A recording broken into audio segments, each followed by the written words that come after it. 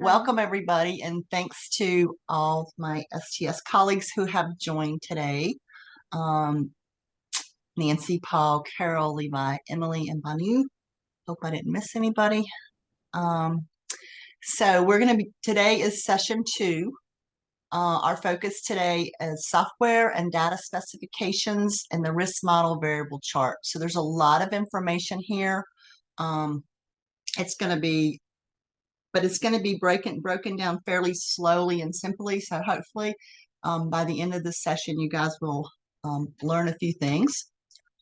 It's the goal here. So we're going to talk about how to, there's some really important information in the software specs, even though they're really not designed for data managers. They're designed for vendors, but there's a lot of information that you might find helpful in there. I'm going to point that out to you. We're going to learn how to read the data specifications, and we're going to try to understand the risk model variables. So we're going to entertain questions at the end, unless there's some relevant questions going along, Nancy, that you feel like we need to entertain. Okay, so first of all, when we talk about these additional resources, where do we find them at? Well, they're in the Data Manager section. They're under additional resources, and you can see we've got the data specifications for version 4.2.2, the software specifications, and the risk model variable chart. And you will notice that the risk model variable chart was very recently updated. So let's talk about software specifications for a little bit.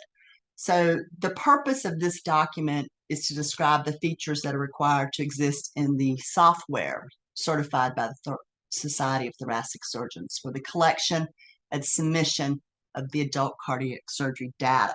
So the intended audience are really, the developers from a vendor perspective. However, there's some really interesting information in the software specs that I would like to point out to you as data managers, because I quite often get questions about these things, and the answers, I find them in the software specs. So the first important thing that you'll find in the software specs is the dates of all the versions. And this is on page 4. And I get asked this a lot, so it's nice to know exactly where to go to find this information. Version 2.35 was technically the first official version, and any of the procedures prior to that, because they actually started collecting data around 1989, were kind of converted into that version. So you'll notice that that's the first version listed here. And then we go through all of the versions up until the current version, and you have the start date and the end date of each version. The next important thing in the software specs on page 4, it talks about sequence numbers. And I think it's important for us to understand what a sequence number is. It's really an arbitrary number, and it's basically used for ordering fields within a specific version of the data specifications. The sequence value for one field can change from one version to the next. So that's important to know. So when you're querying data, you probably don't want to query a sequence number if you're crossing over different versions, because the sequence number could have changed. For example, if you look in version 2.9, reason for no IMA is sequence 2627. But in version 4.2, reason for no IMA is sequence 2629. So those numbers can change. So keep that in mind when you're querying data over multiple versions. That's probably not a good identifier to query with. Another thing that the software specs points out on page 5 talks about the difference between the long name and the short name. And we need to kind of understand that too. So the long name is a longer, more descriptive name of the field. In most cases, the long name doesn't change from version to version, but it can change. So again, querying probably from the long name is not a good idea, especially if you're querying across versions.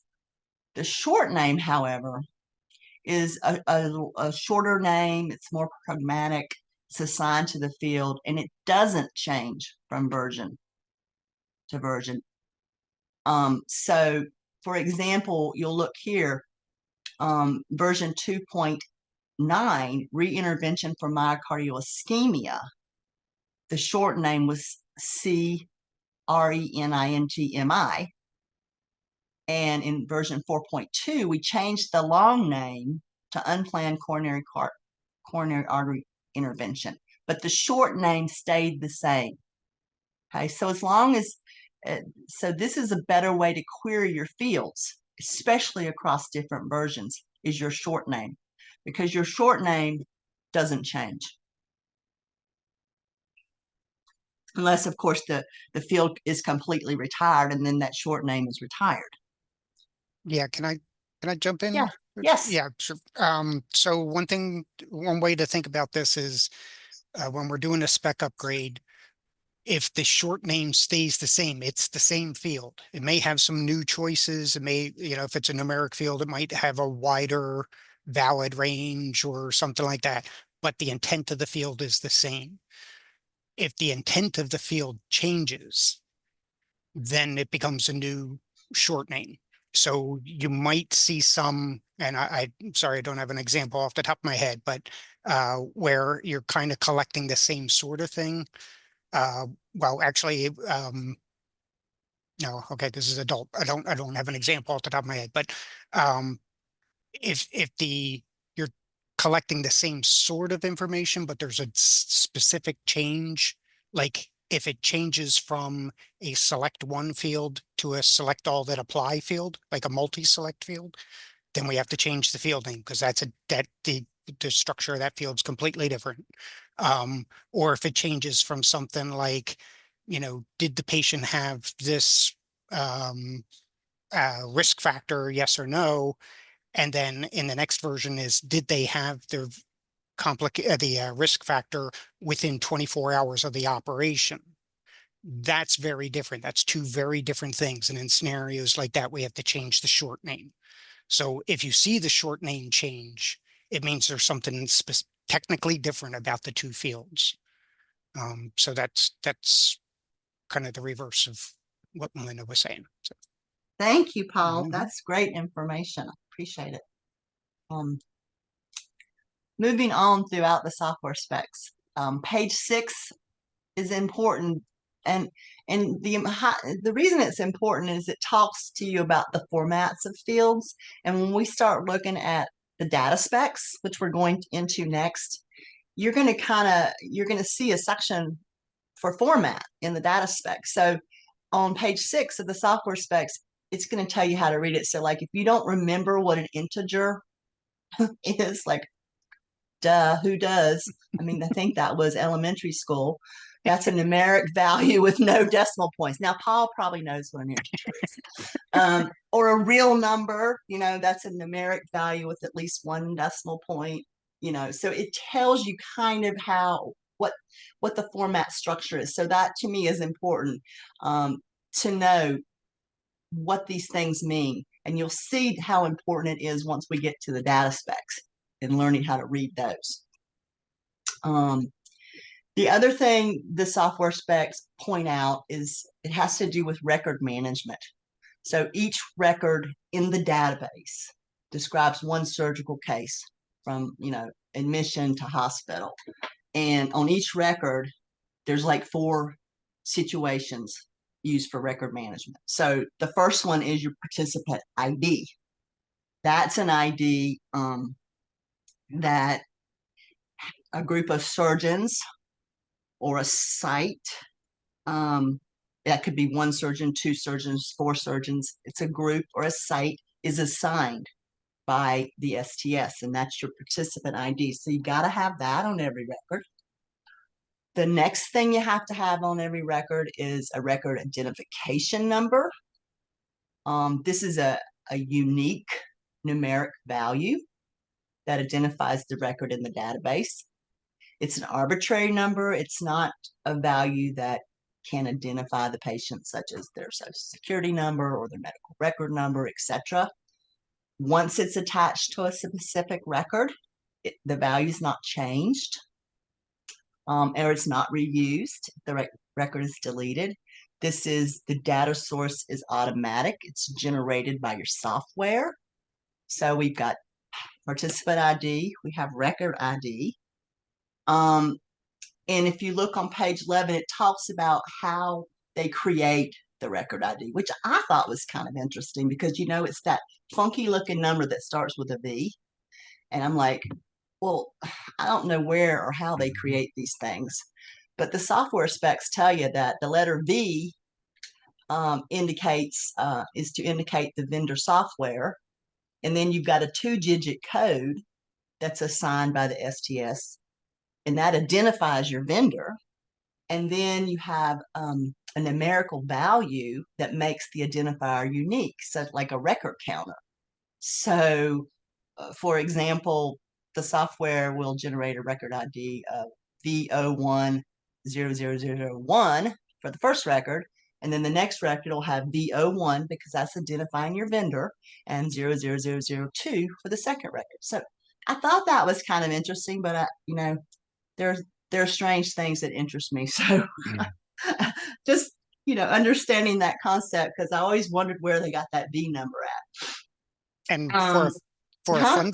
fun fact, Yeah. the reasoning for having the vendor code in front of it is so that if you ever change vendors, you're going and you if you change vendors, you should always pull your old data from the old system into your new system. And when you do that, that can be tricky, moving data between databases like that. But having that number in there and that code in there makes sure that you won't step on any old data. And so that enables vendors to be able to pull your data from your old vendor into their software, and still be able to, you'll keep the same patient IDs and the same record IDs for your old records, and you'll create new ones for your new records. And that's the reason for having that. That's really interesting, Paul. Thank you. Hmm. Um, and then the third situation that you've got to have for record management is the data version. Okay, so we've got the participant ID, we got the record ID. Now we got to have a data version. Okay, so that's the version that this record is created in, right? It's automatically generated by your software. But it's like when sometimes you have overlap from one version to the next version, so you need to make sure that you're entering the correct data in versions. So sometimes there's a little, okay, you go up. I've done this before in the past, and some of the vendors' software, you had to pick which version you were entering into if you were right on the cusp of one version ending and one beginning, because you want to identify what version the data is in that you're actually entering into the database. And then the last record management situation is the patient identification number. So this is it's sort of like the record ID. It's unique, it's arbitrary, it's identifies the patient in the database. So if one patient has multiple admissions to the hospital, the records for each admission will contain the same patient ID value. So again, once this number is assigned to the patient, it can't be edited or it can't be reused. And again, it's not like a social security number or a medical record number. It is automatically generated by the software, and it has its own little code too, just like the record ID. So again, it starts with the V, that's your vendor, and then you've got your digit code that identifies your vendor. And then again, it's the same concept. So you have V010001 for the first record, and then the second one is V010002 for the second. And so you have those four different things that you have to have on each record to be accepted into the database for harvest. Paul, do you have anything to say about the record ID versus the patient ID, the record ID versus the patient ID that would be helpful? Nope, I think you covered it all. The only thing I would say is that all of those things, the record ID, patient ID, participant ID, and data version, that's all created by your software. So if there's a problem, you're going to have to talk to your vendor to get it fixed, because it's you may not even you certainly can't put the value in there. In some of the cases, you may not even see the value. So if you have a problem with it, you'd have to talk with your vendor. Thank you. Mm-hmm. Okay, now we're moving on to page 13. I always thought this was interesting too. So the STS data specifications really do not define standard codes for missing values. So, I get a lot of questions. So the NCDR has thresholds. And if, do you guys have thresholds? Meaning if how many, what percent missing can I have for this field? Well, we really, really don't have any thresholds. I mean, we have a couple. So, your patient has to have a valid age of 18 or older. You have to have a valid procedure classification. You have to have a valid date of surgery. And for analysis, you cannot still be in the acute care setting or be a transcatheter valve replacement. So very few thresholds. It's not like the NCDR where when you do a harvest, you get the green, the yellow, and the red. And the yellow is usually threshold issues. We don't have those kind of thresholds like they do. So I wanted to point that out because I get quite a few questions about that. Software specs, page 14. Okay, this is important, especially when you start talking about what kinds of data can be imported into your vendor data collection form. We have some very specific instructions about what you can import. And the list is not that long. We're going to go through the list in a minute. And the reason the list is not very long is because the STS feels like it's extremely important that data managers, have their eyes on the data because they're the ones that know the data definitions. And they know how to correctly code the information. So we have two exceptions to this policy. You can have unique device identification numbers imported into your form using barcode readers or scanners. And then, of course, you can have your admission, discharge, and transfer information. And basically, a lot of people call this ADT transfer. A lot of the vendors will say, well, they do ADT transfer. So what does that mean? That means that they can import the admission, discharge, and transfer information, such as the patient's name, date of birth, age, sex, medical record number, or address. These are the things that we allow them to import. Other things should not be imported into your record. It's against the software specifications. So I want to point that out, especially in the world of AI right now. Paul, anything to add to that? Yeah, there's speaking of AI, so the buzzword of using AI is really coming to life right now. Um, hospital administrators are hearing things like, if you use AI, it'll cut your data entry time in half, and you'll save lots of money. Yes and no. What we're finding right now is people who are putting the AI tools together are bragging about 80% success rates. and that's real nice. But STS has a 97 or 98% accuracy. So 80% is not good enough. Um, and so we know some vendors are looking into possibilities of using it, but as it stands right now, they're not allowed to. This ADT stuff and the UDI numbers are the only values that can be imported uh, record by record, on a regular basis. Um, so if you hear of your vendor talking about AI, or, you hear somebody saying that they can have an AI tool to work with you, that's not going to be accepted. Not at this time, because there's no way for us to validate it at this point is our biggest problem. Because the only way this tool works is that it be customized to every single site, which means every single site then needs to go through the certification process.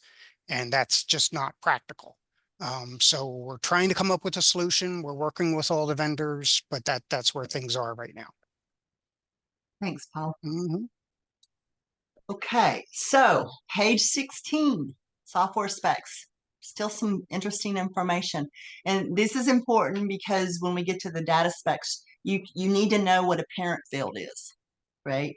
And you need to know what a child field is. And the software specs, page 16, tells you what a parent field is and what a child field is.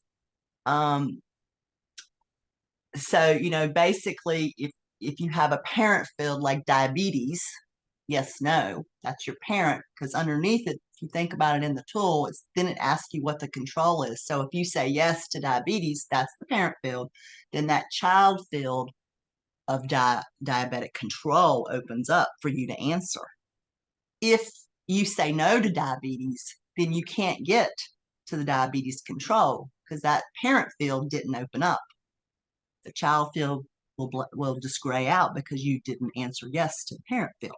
So it's important to understand what parent fields are and what child fields are, because you'll see that in the data specs. I thought this was kind of interesting on page 21. And it has to do with harvesting data to the warehouse.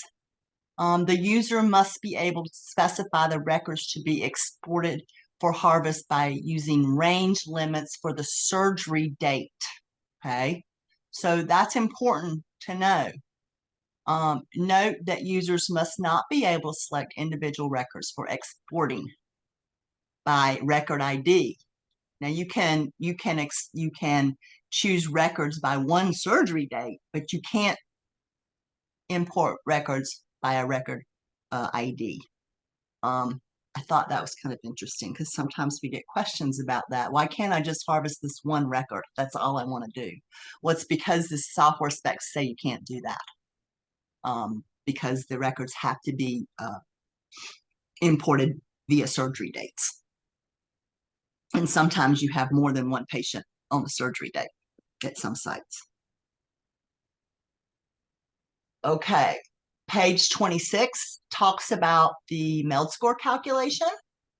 And that's a system calculation, but in order to get a MELD score, you have to have an INR, a total Billy, and a creatinine. So if you're missing one of those lab values, then you're not going to get a MELD score. And the software specs tell you that you got to have those three in order to get that score. Page 27 talks about the calculation of post-op initial vent hours. So knowing where that calculation is important as a data manager, because I get lots of questions about that, and I refer them to the software specs page 27, so you can see that how it's calculated. This one's really interesting and important. Page 30, you can see the short names and sequence numbers by each data version. I think that one's like really cool because look at this antibiotic discontinuation. Well, you can see it didn't even start until version 2.61. And the first sequence number we had for it was 1347. And now we're in version 4.2, we're all the way up to 2290. So you can definitely see how Sequence numbers change, but the short name has remained consistent since inception. This is important information, especially when you're querying data, that you know what the short name was at the time and how long that short name ran and things of that nature. Okay, any burning questions about software specs before we move to data specs, Nancy? Or Paul, anything else to add to software specs? Um, no, I think you covered it pretty well. I mean, we could get into lots of detail, but it might be too much if you're not really getting into querying your own data and stuff. I think it might be a bit much, but if anybody does have any questions about it, you could always send it to help desk, and I'll take it and I'll be able to explain any sort of questions you have. We do have a few questions in the Q&A. I've been answering some of them, but do you want to go ahead and go through those, Melinda, while we're here? Probably. Yeah. Excuse me. If, Okay. if they're related to software specs. Yeah, they are. So Deborah has made a comment. Can the no AI comment be put in writing so that it could be shared with administration? We could probably come up with something. I hadn't thought about that, and I'm not really even sure how to distribute that. I'll tell you, if you send an email to help desk, we can provide you with one. For now, we'll look into seeing if there's some way we can make some general statement. But if you need something soon, just shoot an email to help desk, and I'll get one for you. Thanks, Paul. You're welcome. And then Rochelle, is there any reason we would be using an older version of the database, or is everyone on the most recent version?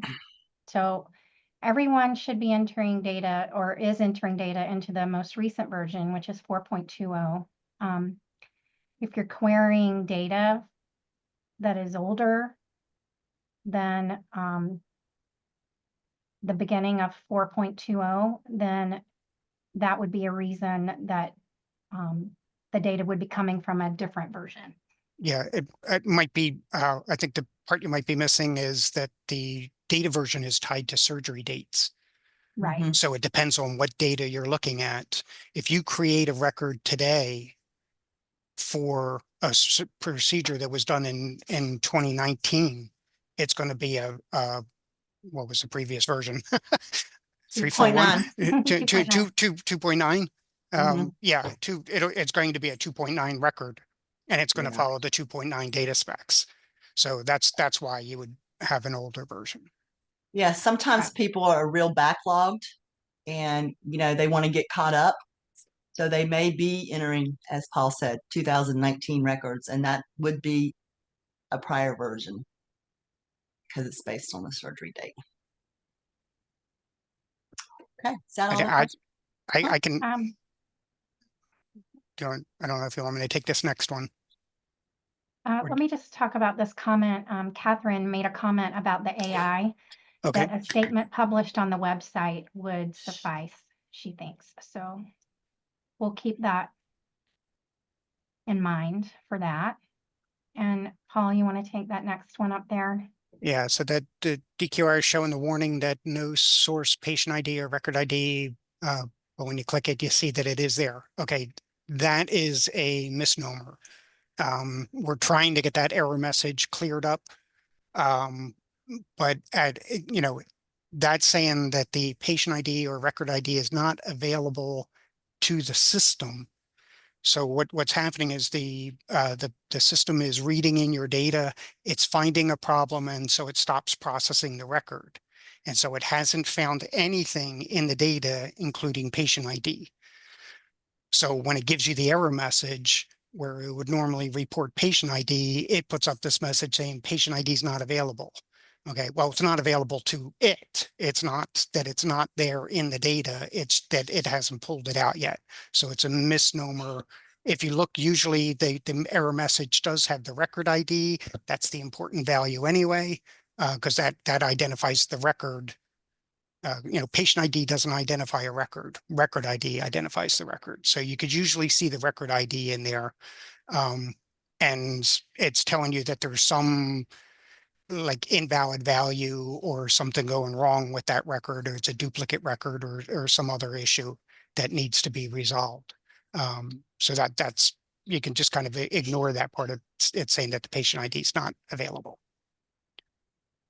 Okay, and then how does CARTA fall into the AI restrictions? Yeah, so we're working with CARTA. They are explaining what they're trying to do. We don't have a way of certifying it yet, so right now it shouldn't be in place. And is data upload for a specific field allowed? We have multiple templates with discrete fields in our EMR that are based on STS definitions. No. This No. is Carol. Can I just jump in here with the AI? Because I think Yes. it's on everybody's mind, and we just want to, I just want to make sure for a couple things. STS is actively working on various potential solutions to improve data collection time, decrease data burden. And we use the AI as a general term, but it's actually looking more at like natural language processing, machine learning, AI. There's a whole group at STS that's actively working on this. We've done some presentations at the annual meeting. There's some manuscripts that have been published in the annals on STS's efforts on this. And I can, if those are open source, I'm happy to share those in one of our follow-up webinars. I think regarding posting something online or clarifying for the C-suite folks or your administration team, right now it's the software specs that are going to be our guidance on what is allowed and what is not allowed for getting data into the database or into the vendor's software.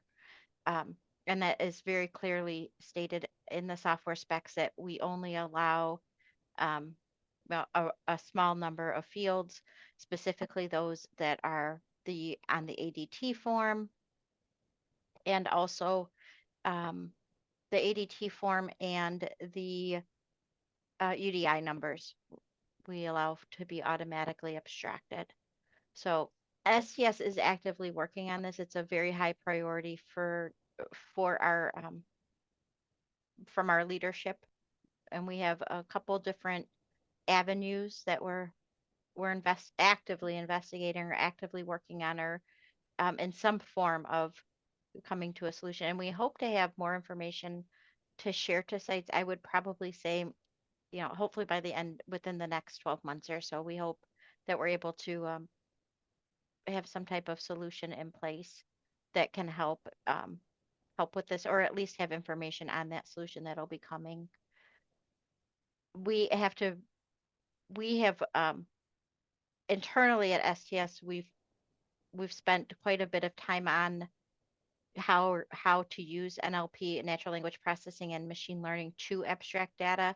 And it is very difficult to abstract the unstructured data. We're very good at getting the structured data out, which is like lab values and things like that. So the process of doing it, or process of getting out the structured data, we've learned is quite simple. We can do that, not a problem. The structured data, more difficult. You have to use natural language processing, and you have a whole bunch of forms you're trying to pull information out on. But the part that is very difficult is how to operationalize it in a way that we can still ensure that once there's solutions in place, whether it be from a third-party vendor, whether it be from another type of software company, whether it be something that STS solely sponsors, whatever the option is or options that are used, we have to be able to ensure that the integrity of the database remains as high as it is right now, which I think our last audit, we were at about 98%. And I think this audit, we're close to the same. We're still waiting for the final results to come out. So what you do at your site needs to adhere to the software specifications that are posted for version 4.2 until STS allows or provides further guidance on that. So happy to take any happy to take any questions. And I can tell you, Linda, no hurry, I need to work for several more years. I can tell you that any solution that is proposed will not eliminate data managers. We still have to have somebody who has eyes on data, who knows what's supposed to be abstracted, who can resolve discrepancies when pulling things out of charts, and also who is, we know how we think it's so easy, but to get data out, but we know how difficult it is, even when we're abstracting things manually, to get documentation to align, and how much work it takes for us on that abstraction side to figure out any discrepancies or solve any discrepancies between different physician coding or care team coding. So the data manager will not, the data manager is not going to be eliminated. The role might shift a little bit to more of a, we want to use the data managers. You all have such great knowledge. Most of you are clinical. You all have a quality focus. You all know how to use the data, or we're trying to help you learn how to use the data at your site. So your focus might shift a little bit to be less administrative, and more part of the data team, and using the data and ensuring that the data that we get in is still meeting the high expectations of the STS and our patients. So I hope that it sums it up. I don't know that we'll be posting anything specific to this, other than please refer to the software specifications and make sure you align with your contract in those regards. Thanks, Carol. I think that answered everyone's question. Okay. Thank Right. you. Yeah. All right, Melinda. Okay, yeah, we're going to move on to data specs now. Thank you so much, Carol, for responding to that. So let's talk about the data specifications now. A different document. Basically, it describes the data fields that are required to exist in the certified software. And it details the field names, definitions, dependencies, acceptable values, harvest codes. And we're going to go through data specifications on the next several slides and talk about each one of these things so that you get an idea of how to read your data specs.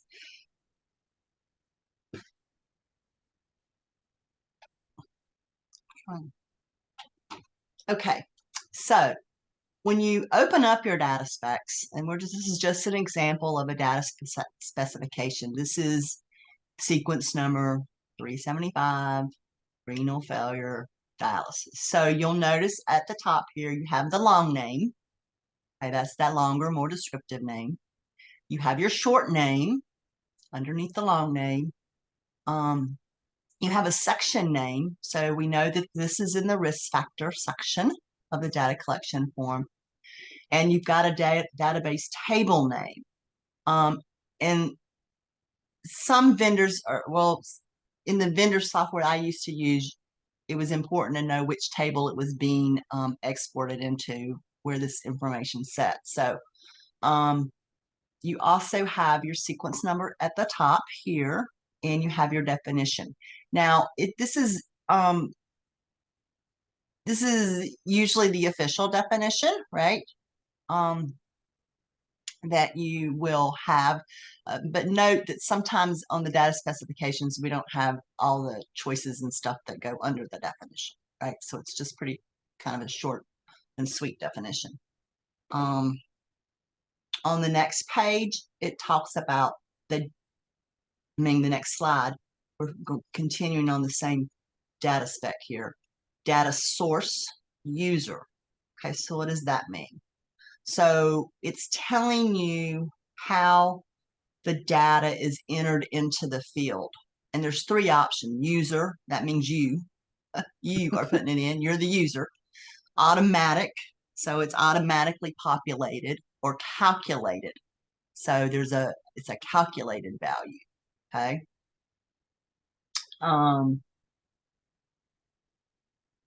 the next slide, and we're continuing, we're looking at some of the other things here. I want to show you what an automatic data source looks like. So this is your STS version, your data version, okay?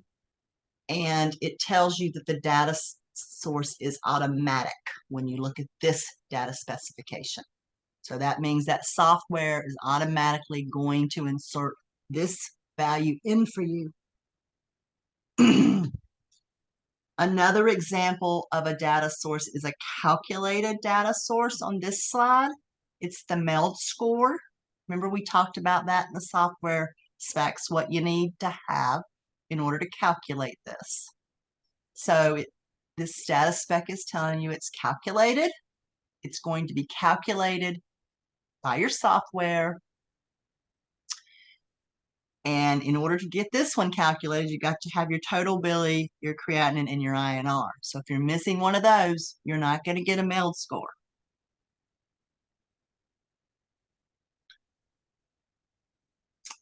Another thing as you're going through reading data specs is this thing called core. So what does that mean?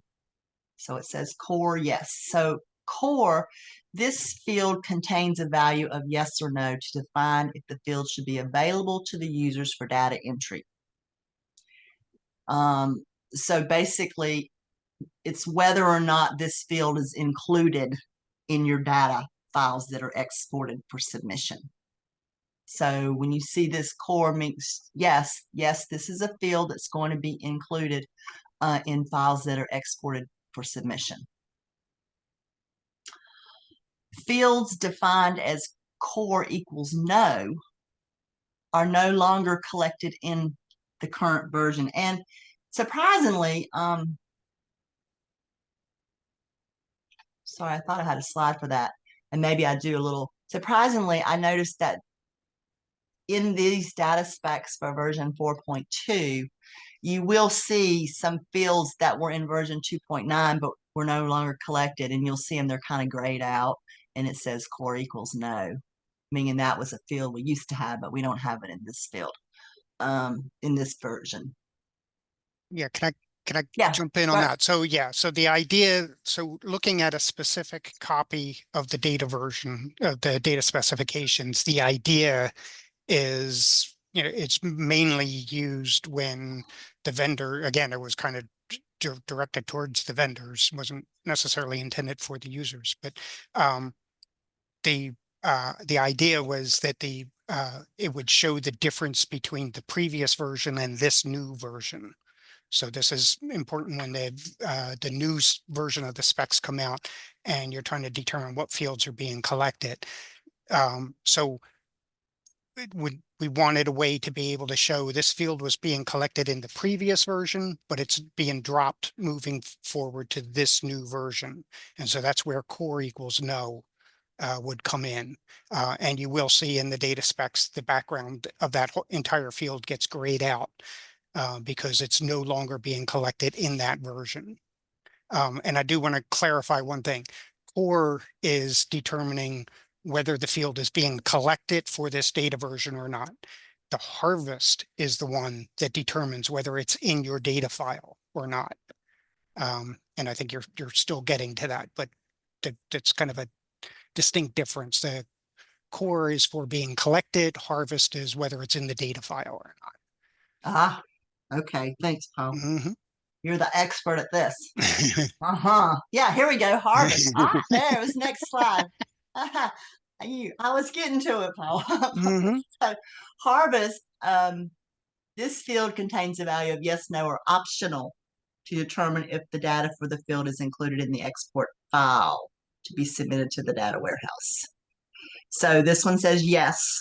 So this information is going to be included in your export file. This one says optional, and you'll notice this is patient last name. So optional, the individual user determines if the data from the field is included in the data field and file. By default, this is important, by default, the software should treat this as a yes and include the data in the extract. So if you at your site don't want the patient's last name included, then you need to go in and explicitly state not to include this data in the field. Paul, I'm sure that there's a process for that. Yes. Actually, to figure out how to do that, depends on your vendor software. So you need to Okay. talk to your vendor to find out how to go about doing that. But usually what it is there's some administrative form that you can get to. It lists all of the optional fields, and then you pick and choose yes or no for each of them, which ones you want to include and which ones you want to exclude. And then once you save that, usually it just follows that pattern then for all extracts that you do. But again, it depends on your vendor software, and you got to talk to your vendor about how that's done. And the idea here is for they're mainly their harvest optional is going to be on your PHI fields. And so some hospitals are not allowed to send that data out. And so that's why we make it optional. And so you can go in and select and say, these fields cannot be, the data cannot be included in the file. Technically speaking, when the file is created, the fields exist in the data file. You will always see patient last name in the data file. It's just whether it has data in it or not is being determined by this flag. And so if you say, no, don't include this, patient last name will be in the data file, but that field will be blank in every single record. And that's the way the vendor software works. Perfect. Thank you. Mm-hmm. Oh, here's the slide about core no and harvest no. Right. So this was an old, I knew I had one in here. This is one that is in the data specs for version 4.2. We used to collect permanent address in version 2.9, but in 4.2 we don't collect it. So you'll see core no and harvest no. And it's grayed out. So that's a perfect example of what Paul and I were talking about earlier. And I think that's a great way to communicate it, Paul. I figured that's what the reason was. Yeah. As I was looking at this. Mm-hmm. Okay, so now we kind of went through that part. Now we're going to talk about data specifications format and what does that mean? Okay, so remember we kind of talked about this, the software specs that had all the language for the format. So you're going to see that in your data specs, you've got several different options for formats. You've got date, which is month, day, year. You've got time, hour, minute, 24-hour clock. You got date, time. You got integers. There's those numeric values with no decimal points. You have real numbers. That's your numeric values with at least one decimal point. You got text. So that's a value that can contain any kind of alphanumeric characters. Then you have text, which are categorical values specified by STS. Talk more on that. And we have multi-select. So you can see there's lots of different format options. We're going to kind of talk about and show you some examples of the format options so you understand that. So here's a text one. This is your hospital CMS certification number, sequence 221. It says the format is text. So this is a value that you enter, data source is you, user, and it can contain any alphanumeric characters. So here is, I don't know why this one is here, but I was working on this the other day. But we'll talk about it now. We'll talk about the format here is text. And these are values basically specified for STS. And so you have harvest codes that are involved, right?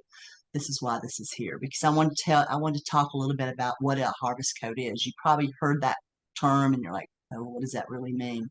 Yeah, that could be a little confusing because the harvest codes are usually numbers.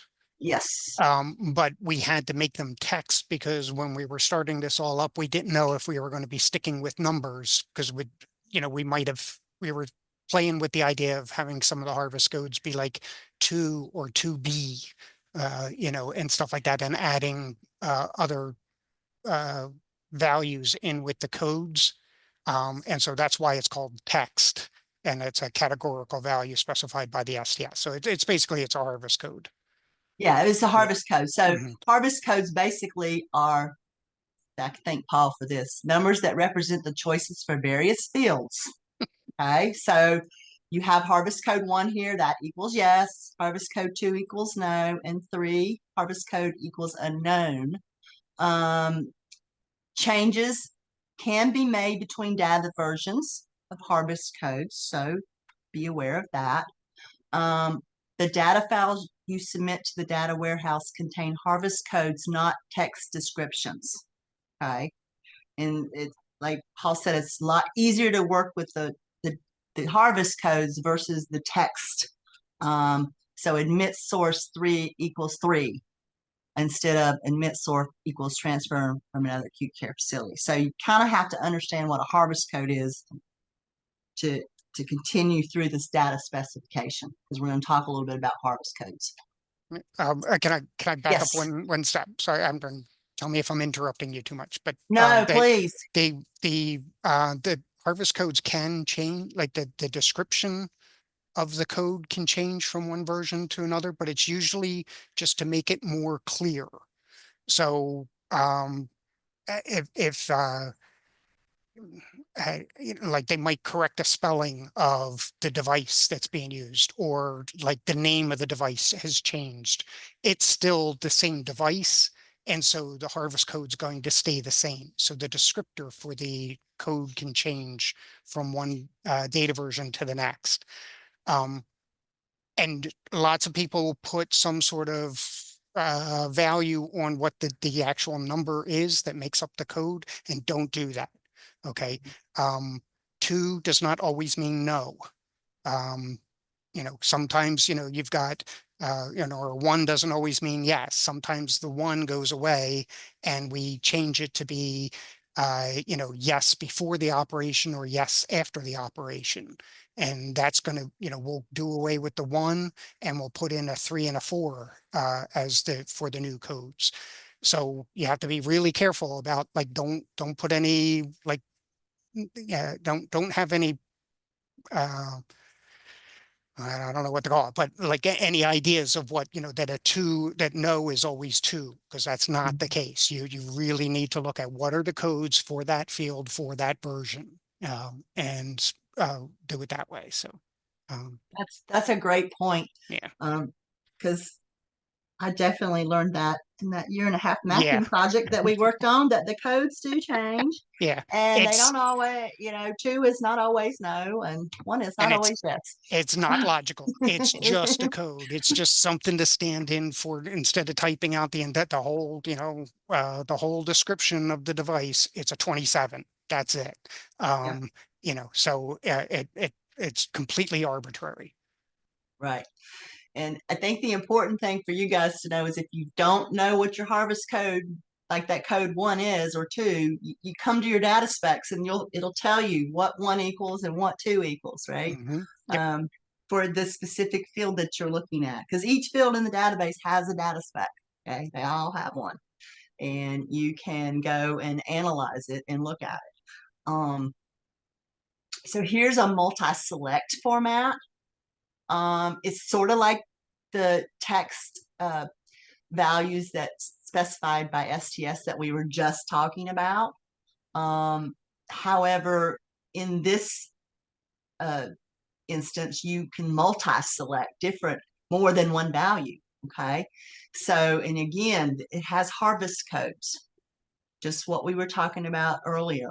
So in here, 1 equals white, 2 equals black, 3 equals Asian, and so on. Slightly different.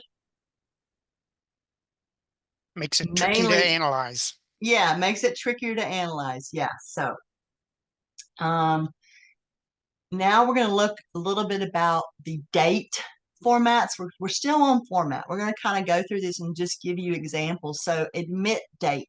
Here's your format. It's going to be a date, and that's going to be a month, a date, and a year. Okay.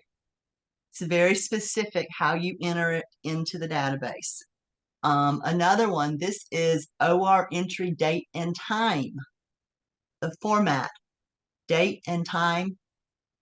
You've got month, date, year, and then you've got hours and minutes with the 24-hour time clock. Okay, so it's important, I think, just to understand what these formats mean. And if you're like, why do I have to enter it this way? Well, this is why you have to enter it this way, because it's specifically written for it to be entered this way. And the data specifications are very clear and helpful in letting you know why things occur and why you have to enter things in the database in such a format. Now here we go. This is that format real, okay? I had to look that up. Real, numeric values with at least one decimal point. Okay, so they got to have at least one decimal point. Doesn't mean there might be more than one decimal point, but you got to have at least one. So when you look at INR, it tells you the format's real. And then you look at the values down here and you say 0.5. Okay, well, there's the decimal point. So that's a real format. And Integer. Yes, Paul. oh, just as another fun fact, to go back to the real numbers.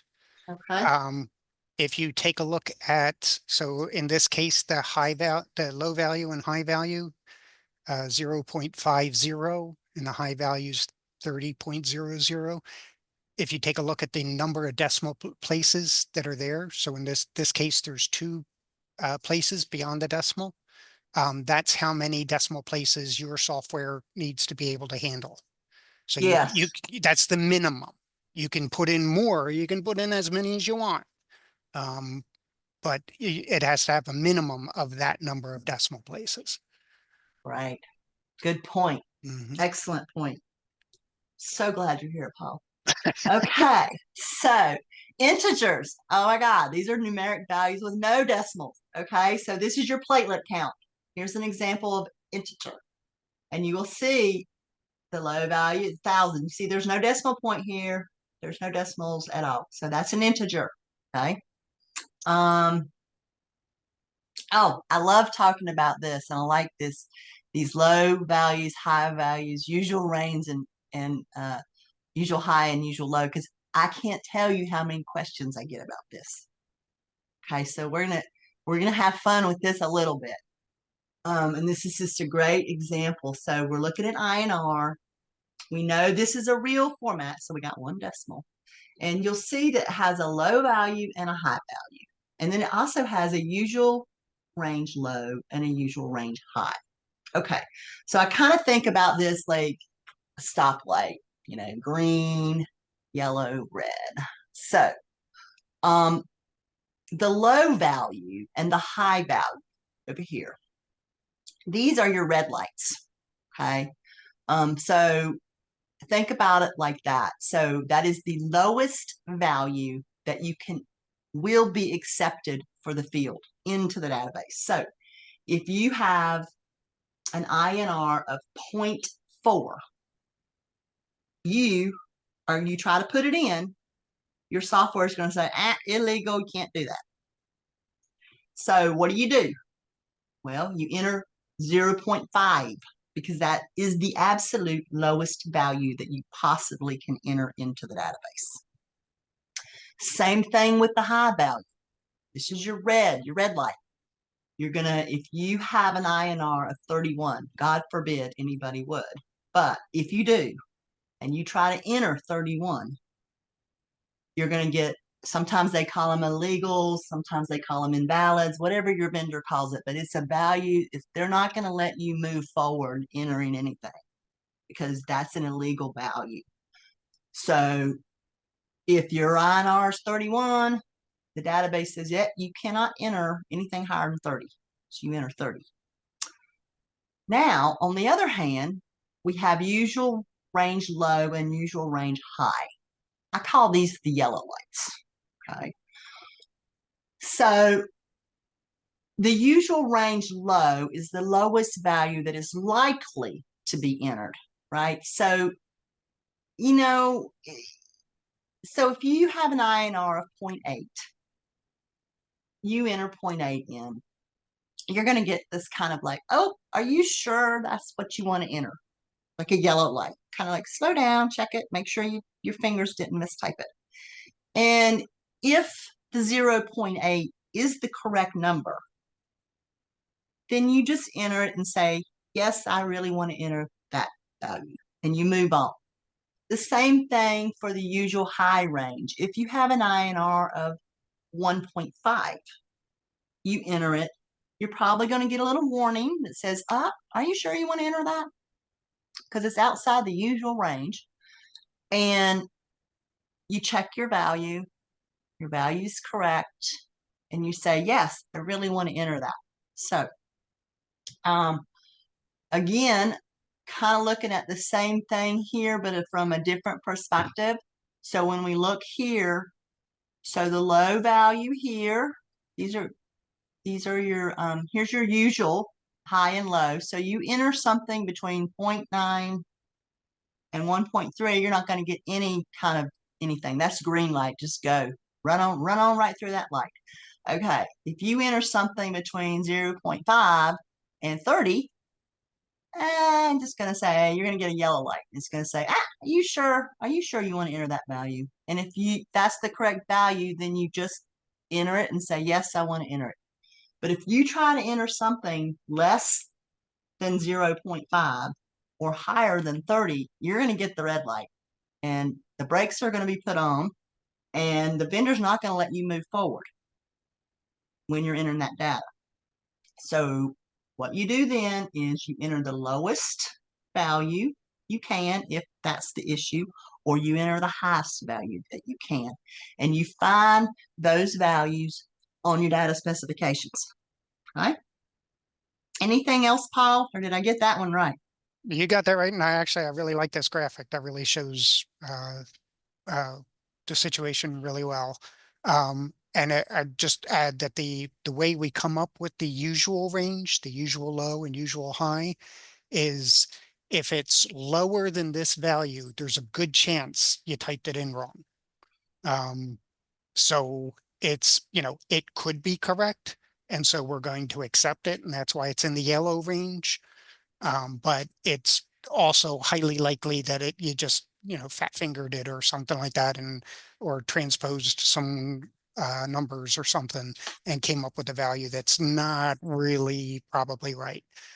So that's how we came up with what the usual range is. If you're outside of the low value and high value range, the valid range, then it's probably wrong. There's not much of a chance of it being outside of that range. And sometimes it is, there Yeah. are particular situations that it does happen. It can occur. And in those situations, you still can't enter the exact number. You enter the max high you can or the max low you can in those instances. Because I do get questions. It won't let me enter this, but this is really what it is. And so I wanted to point that out because this is a large amount of questions about this. So hopefully that clears that up and makes it understandable, people. Okay, parent-child relationships. We talked a little bit about this already. So you can see on this data spec, this is forced as your FEV1, okay? And it talks about a parent short name in this particular data spec. So you can see that your parent is PFT. And your parent long name is pulmonary function test. So basically what it's telling you is this field, FEV1, has a parent. And in order for you to even get this field opened to answer, your parent code has to be 1, which equals yes. So if you answer yes to PFT, then this field will open up and you can answer this field. Anything else, Paul, on that? I would give them, this is something to be careful of. If you, one thing that we're finding is that when the data warehouse receives the data now, the current processing is if the parent is not answered in a way that should enable the child field, but the child field has a value. So like if the parent was missing, but the child had a value, the child field gets set to missing by the upload process. So if you are getting a report that, like in this case, that the FEV is being reported as missing, but you're seeing a value there, you might want to check with your vendor and see what's going on, because you know, it might be because the parent was missing when it was submitted to us. So that's just something to be aware of. Yeah, because technically the vendor software, if Yeah, shouldn't let you get you in there shouldn't without, let yeah. you enter Mhm. FEV1 unless your parent Right. is answered yes. Yeah, so usually if this happens, something has happened with your vendor software. Something has, you know, some like update didn't go quite well, and you know, it's stepping on this field somehow. Um, you know, so that's yeah, you're going to need to work with your vendor to get it figured out and fixed. But just be aware that we've seen that a couple of times. Okay. Well, this is my last data specs slide before we move into the risk model variable chart. Nancy, do we want to entertain questions like we did before and then move on? Yeah, I think our time is good as long as we don't have more than about 10 minutes of questions. yeah, we can answer a few. There was one for Paul in here. Yeah. You may want to take that Yeah, off. so Glace is asking what the turnaround time if there's a problem with the data file and it's been sent. It really depends on what the problem is and how hard it is to dig out what the issue is. So it should be just a day or two or maybe three. If it's going longer than that, then ping the help desk again, and we'll light a fire under someone. Oops, that's the wrong thing. All right, and then Jane Ann is asking, when entering a calculated number, such as ICU time, when entering in the vendor software, the number of hours is calculated, but then the next line, I have to enter the same information. Do I still need to manually calculate this and enter it? Oof. I would talk to your vendor. I don't know why that's happening. You shouldn't have to enter it twice. I mean, that's the whole point of calculating it, is that you don't have to enter it. And part of the problem is when people were entering it, they were doing it wrong. So that's why we had the software calculate it. You shouldn't have to, but talk to your vendor. I don't know what your vendor's doing there. I haven't heard of that. All right, and then Lori has a couple of questions. If permanent address is no longer in the data specs, do we need to bother putting it in? Not That's for that data version, but that's up to you. Yeah. Yeah, that's something that is in ADT. I mean, your Mhm. ADT, if your hospital is using that, then that's going to automatically populate. And also, you may need that if you're ever in a situation where you need to contact patients. I know that one time, a long, long time ago, there was a recall on a piece of equipment, and I had to go through the STS data and use the patient addresses for the patients who had that particular piece of or had used that device.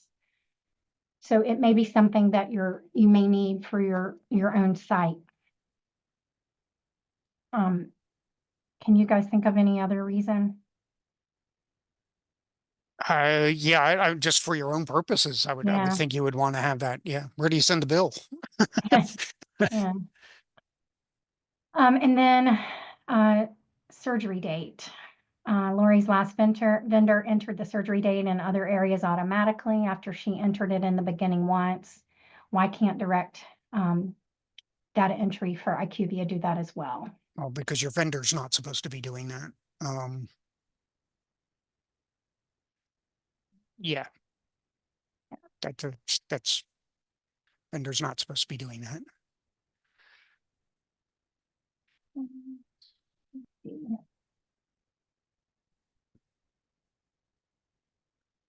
So Beth is saying she gets dozens of these every harvest. I think she's talking about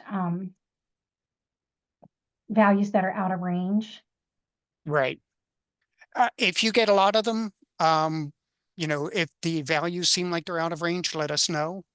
I mean, when we come up with the valid range, it's, the team here at STS sitting with the surgeons, banging our heads together, trying to figure out what value is appropriate. We come up with a number, and that's what goes into specs.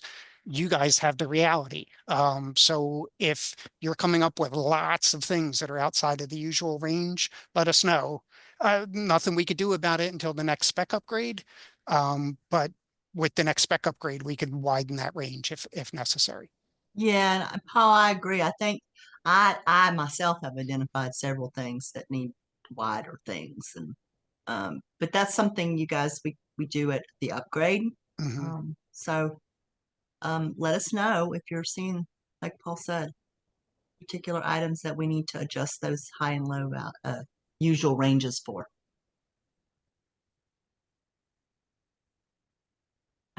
And then we have a question, how do you access the data specification site?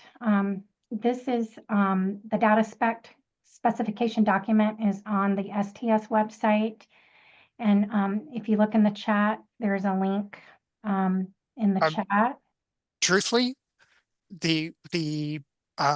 doesn't the training manual have all that same information, or is it missing some of the No, information? we don't have all the data specs in the Okay. training manual, but Okay. under in the section where the training manual is in the STS website under the data manager section, we have additional resources, and the data specifications is included in that list, and you'll find a link there along with the software specs and the risk model variable chart, which we're going to talk about next.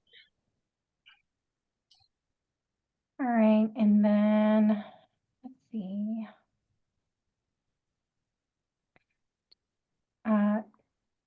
Okay, great. So There was just a thank you responding. there for Yeah. you. Yeah. Okay. Sorry. Slow today. Good. Lori Good. says, good to know. All right. Dee brought up that in a previous version long ago, that permanent address was a separate question asking if the patient's address was permanent. And I think that is No, that, I know what D is talking about. In an old version, we would ask for the patient's address. So it's like, where are they, living right now? Is that their permanent address? We took that into account for like the snowbirds that went from New York to Florida for the winter, and they were having a procedure done during the winter in Florida. That's not their permanent address. That turned out to not be very useful information, and we gave up on doing that. So that's not what we're talking about here. all right. Thanks, Paul and Mm. Dee. Joy wants to know Can if I this is just, a webinar. Yeah. sorry, Nancy, I was on mute. Can I just add in, let me see the question about permanent address.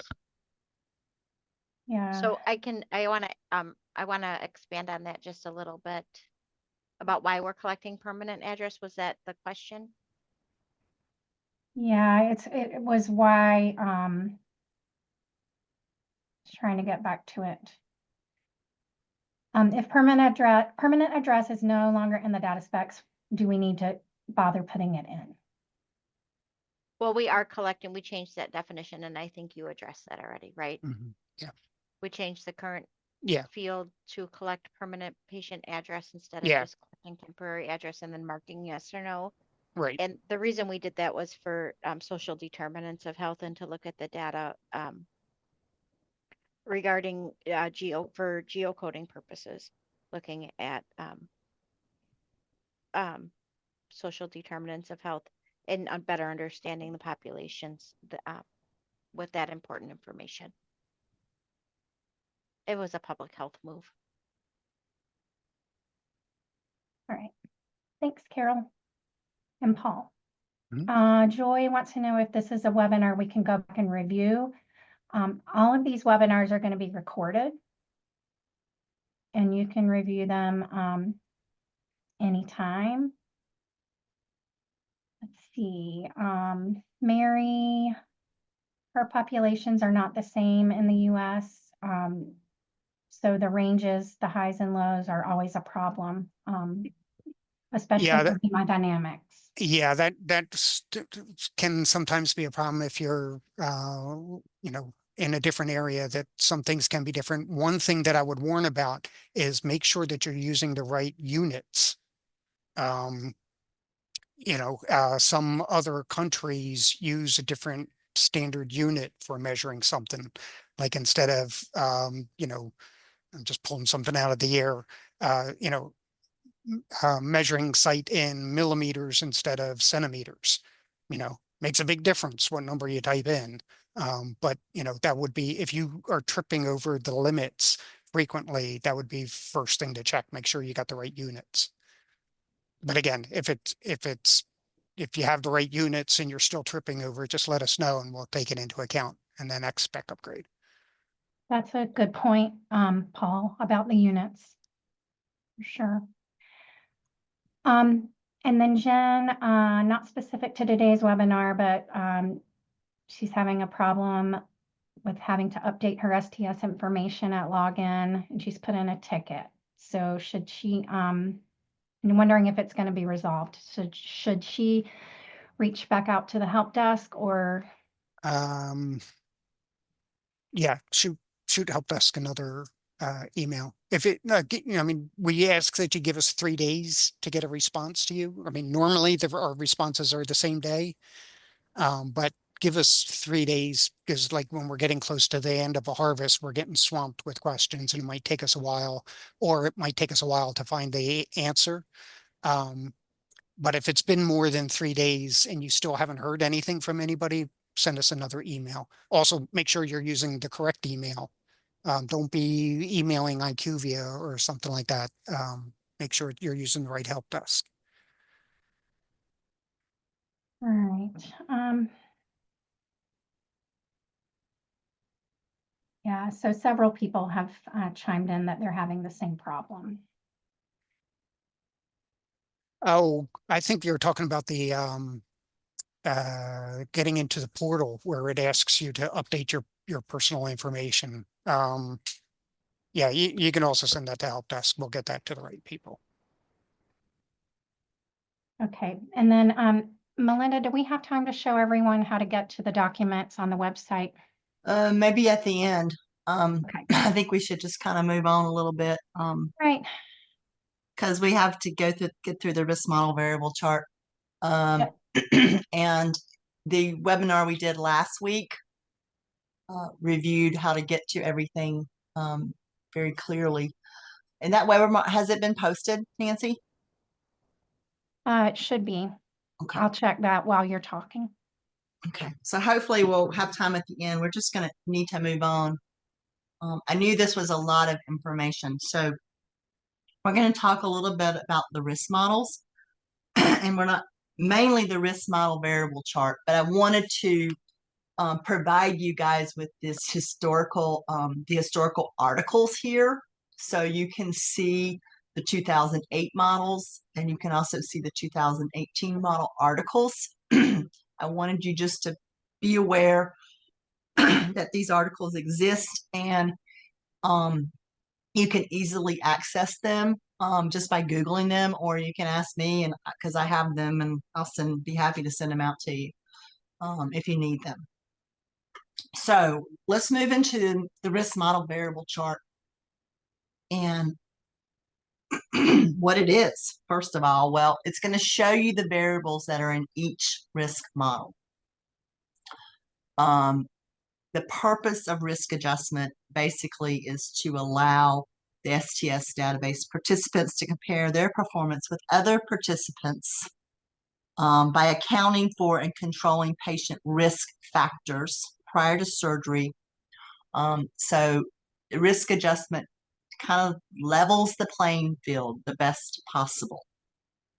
So when you go to the risk model variable chart, and this is all under the Data Manager resources. This is where you find this too, and hopefully at the end we'll have time to show you how to get there. But here's the link to it, the link to the risk model variable chart, which was recently updated, and the link to the risk model endpoint chart.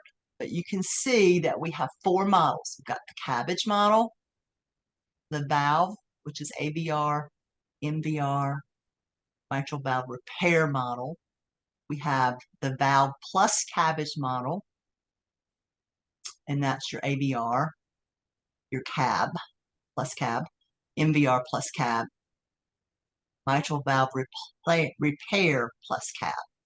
And then you have your multi-valve plus or minus cabbage model. And I'm hoping we have time to kind of run through this on the website at the end, because so you can visualize it. But what I want to do now is I want to talk about these models, and I want to show you some things that I think are really interesting about the models. Perhaps looking at it a different way.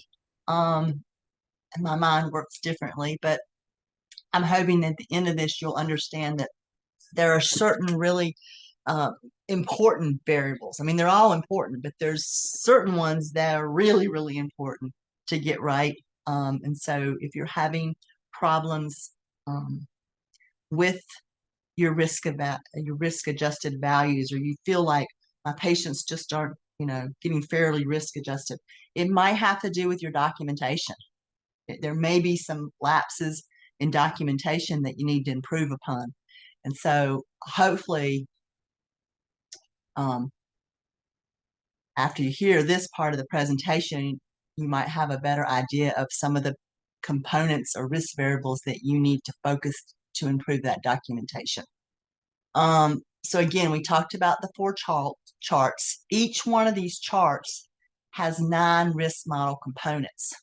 So you've got operative mortality section, a stroke, renal failure, prolonged event, deep sternal wound infection, re-op, mortality, morbidity, length of stay for greater than 14 or less than 6 days. And then we go back to this slide, you can see, right? You can see each one of those components. Look at the cabbage. You've got all your components. And then the X's here, the X's mean that age is in every one of those components, okay? Just to visualize that. So I thought this was really interesting. So when you look at all the models, the 4 models that we have, and all 9 risk model components for these 4 models. So we're looking at the cab, we're looking at the valve, we're looking at the valve plus cab, and we're looking at the multi-valve plus or minus cab. So what variables are in all 4 models and in all 9 risk model components? And the answer is 0. Okay. There are no variables that are in all 4 models and in all 9 components for all of these 4 models. And Nancy and I had to talk to Levi about this, because we were a little confused by this. And Levi gave us a really great answer, and I feel like we understand it now. The reason is because the deep sternal infection component in the multi-valve plus or minus cabbage has very few variables.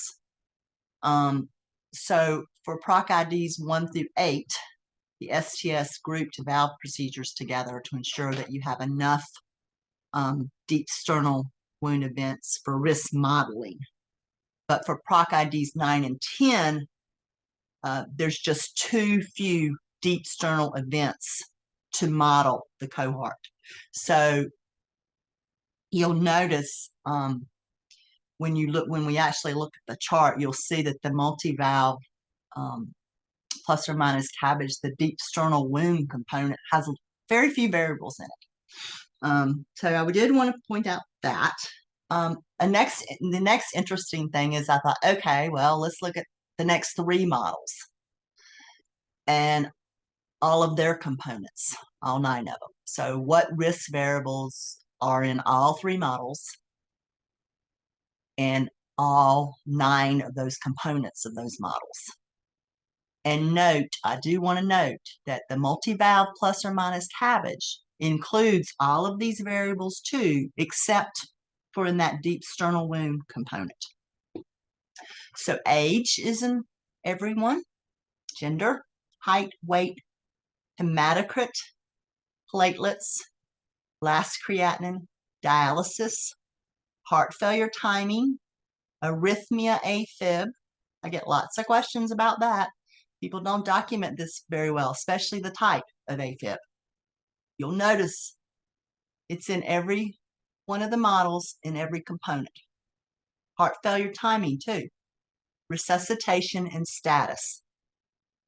So these are really important variables that you get documented, and you get documented correctly, because they're in all three models. Or actually, they're pretty much in all four models except for the deep sternal component on the multi-valve. And they're in all the components. So really important piece of information just to know. Then I went further because I thought, well, this is really interesting. I'm going to look at this a different way. We're going to look at the cabbage risk model. So we're going to look at this model and all of its components here, 9 components it has. So what risk variables are in all of the 9 risk model components for the cabbage model? This was interesting. Age, gender, race black, primary payer and secondary payer. Please make sure you get that information in there. Height, weight, diabetes control, hematocrit, white blood cells, platelets, creatinine elast, dialysis, PVD. Sometimes this is a challenge to get documented properly. Alcohol, that's a big one. You guys have trouble getting that documented because I get questions about it. Make sure you get it documented. If you've got issues getting it documented, make sure you work through those, because it's in every one of the risk model components for the cabbage model. Heart failure timing. Here's another big one. NYHA class. How often does this get documented at your site? Okay, it's important that it does get documented. AFib, AFib type, A flutter, 3rd degree heart block, resuscitation, number of disease vessels, and status. So if you're having trouble with your cabbage risk model rates, then you're thinking, well, I don't understand why we're having trouble with this. Our patients are very sick. Look at the variables that make up the components of the risk model and make sure you're documenting these things properly and they're getting coded properly. So then I went further. I said, okay, let's look at the AVR, MVR, MV repair model, and let's see what variables are in all of those 9 components. Because I was starting to get interested here, and I thought, okay, let's look and let's see if we can see things that, if I'm having trouble with my valve numbers, well, maybe I should look and see. So age, gender, primary payer, secondary payer, height, weight, crit, white blood cells, platelets, creatinine elast, dialysis, endocarditis type, previous cab, previous valve, heart failure timing, and there's that NYHA class again, AFib, AFib type, A flutter, 3rd degree heart block, 2nd degree heart block, 6 sinus syndrome, resuscitation, incidence, and status. So I'm sure you're seeing a trend now. There's some of these that are in all of them, and they're really important that you get them right. To go further, I even went a little further, valve plus cabbage. We're going to look at that model. So what risk variables in this model are in all 9 of the components? And again, we're going to see a trend: age, gender, height, weight, diabetes control, hematocrit, platelets, creatinine elast, dialysis, chronic lung disease, heart failure timing, arrhythmia AFib type, resuscitation, number of disease vessels, and status. Okay, so the list is a little shorter than some of the other ones, but still there's some really consistent trends of variables. And then I looked at the multi-valve, plus or minus. And again, we kind of already talked about this.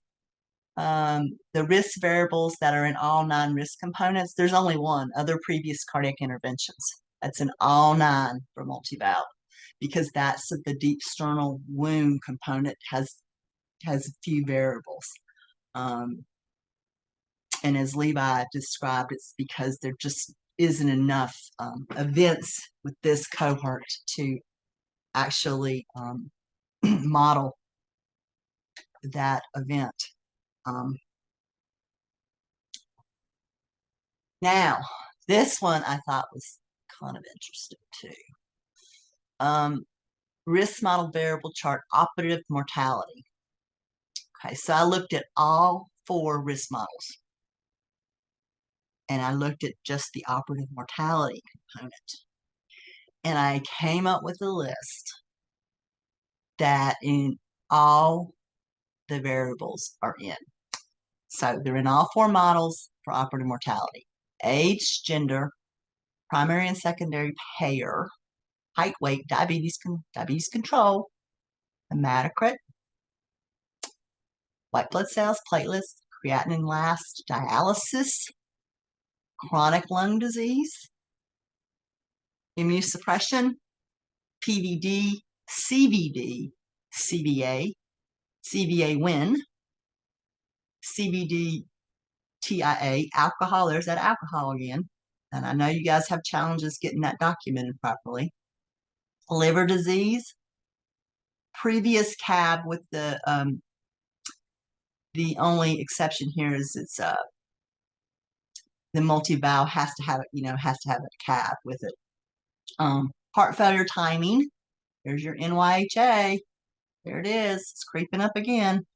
Cardiogenic shock, AFib, AFib type, aflutter, 3rd degree heart block, 2nd degree heart block, 6th sinus syndrome, resuscitation, percent left main stenosis, EF. There's a important one there. Mitral valve insufficiency, tricuspid valve insufficiency, status, temporary assist device win, and ECMO win. An interesting list. But again, if you're having trouble with your risk-adjusted operative mortality, you might want to make sure that you are focusing on these variables first that need improvement in documentation, because these variables cover all 4 risk model charts for operative mortality.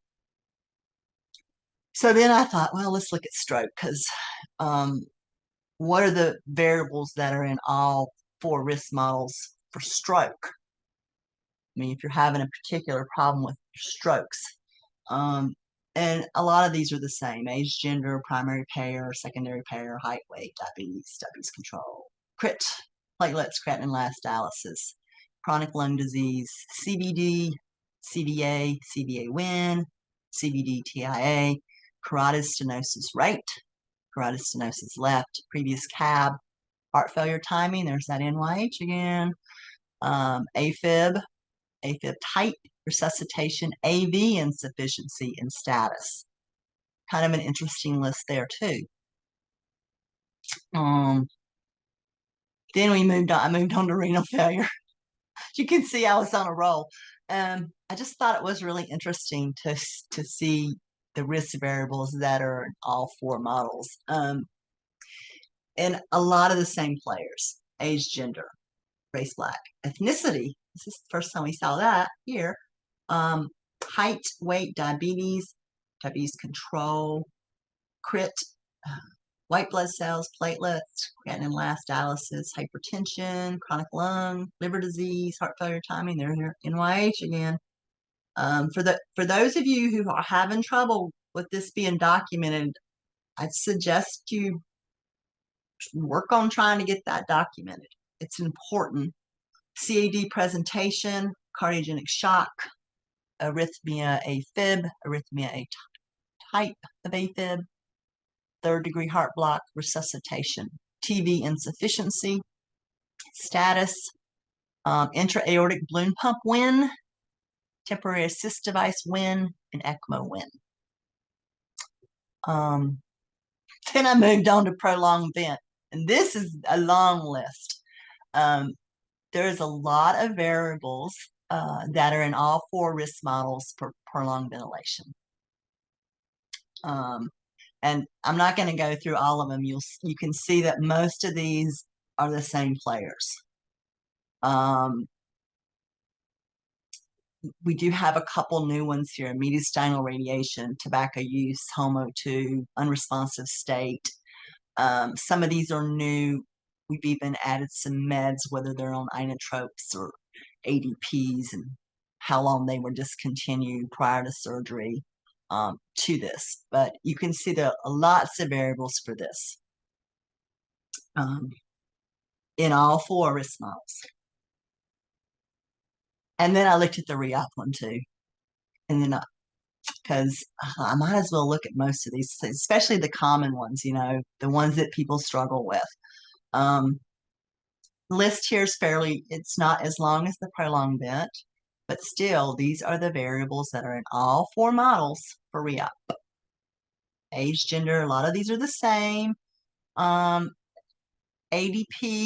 and ADP discontinuation is in this model, just like it was in prolonged bent.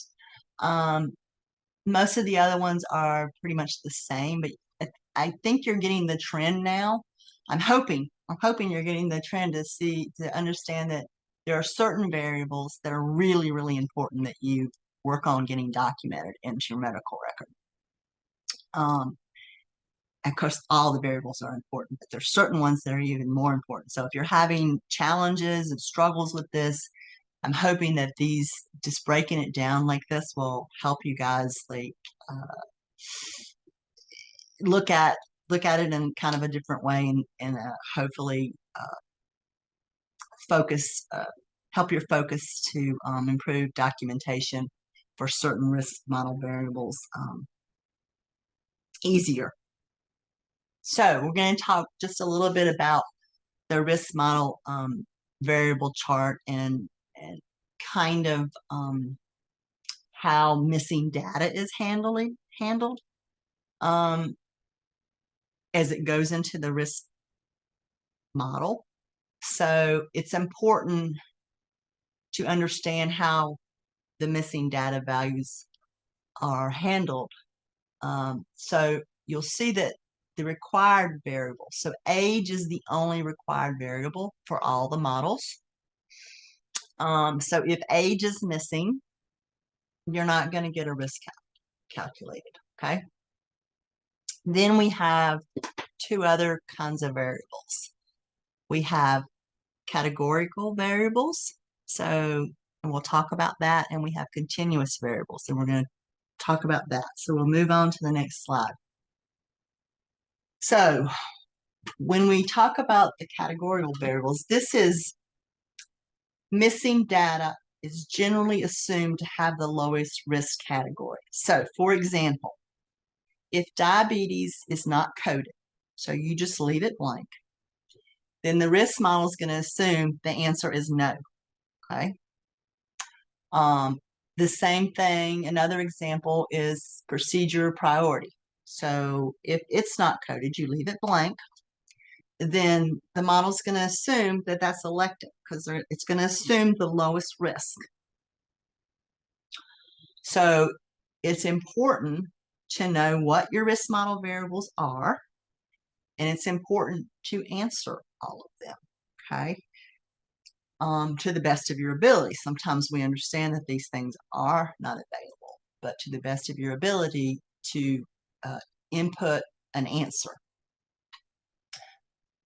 Now, as we move on to continuous variables, these are a little different. So, for example, and we'll look at all the charts, but this is a really good example. Basically, what this is telling you is like if you're EF, if you don't put an EF in, the model's going to give you one, okay? So it's really important that you try to put an EF in if you have one, of course.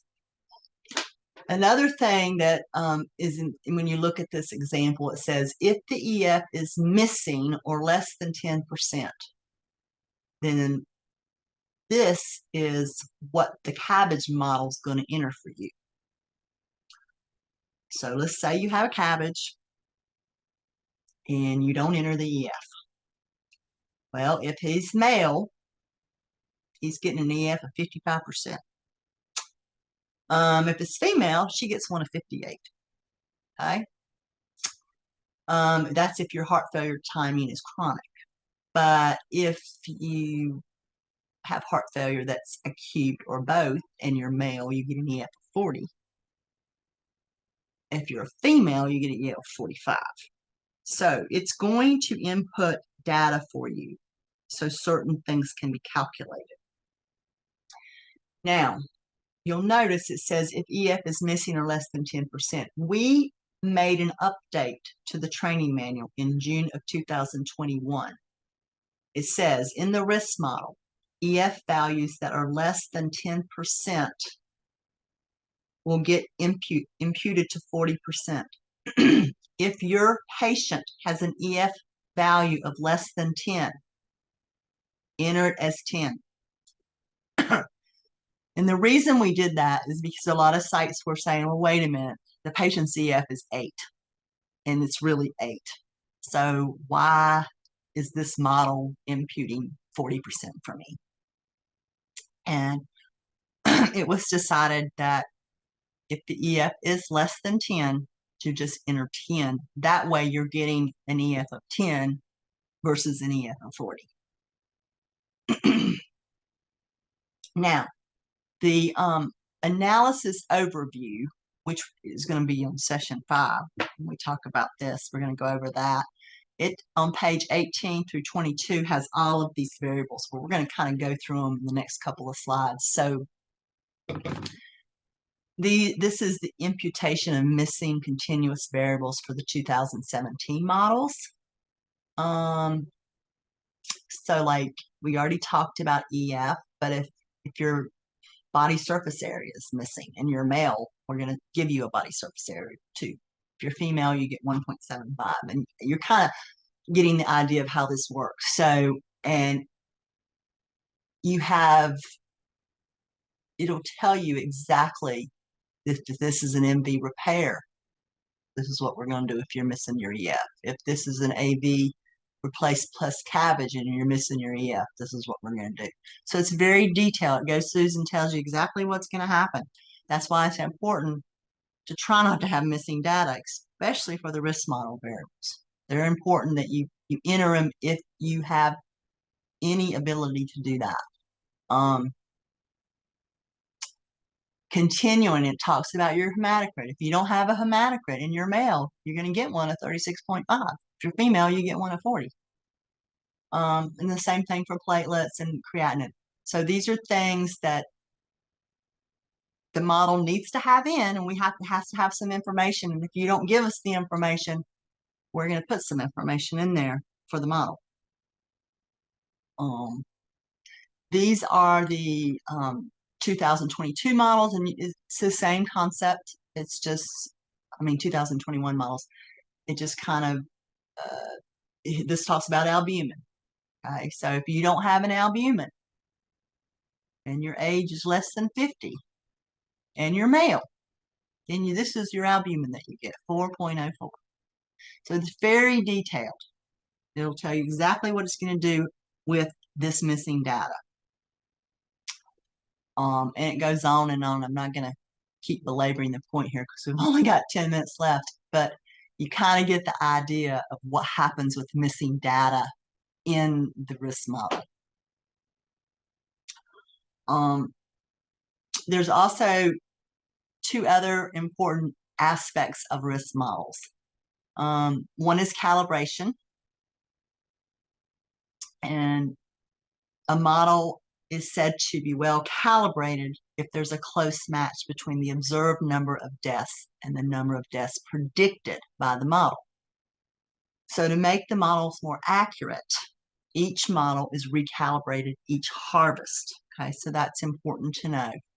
On the STS Analytical Center side, each model is recalibrated each harvest. The other component is discrimination. A model is said to have good discrimination if it can distinguish patients who are likely to have an event from those who are not likely to have an event. Okay. This is a statistical, a C statistic used for this. I'm not a statistician, so I'm not going to talk much more about that. But these are the two things that make your risk models, I would say, perform an assessment of the performance of the risk model that are done per harvest. And then you get your predicted risk values. So you've entered all your variables into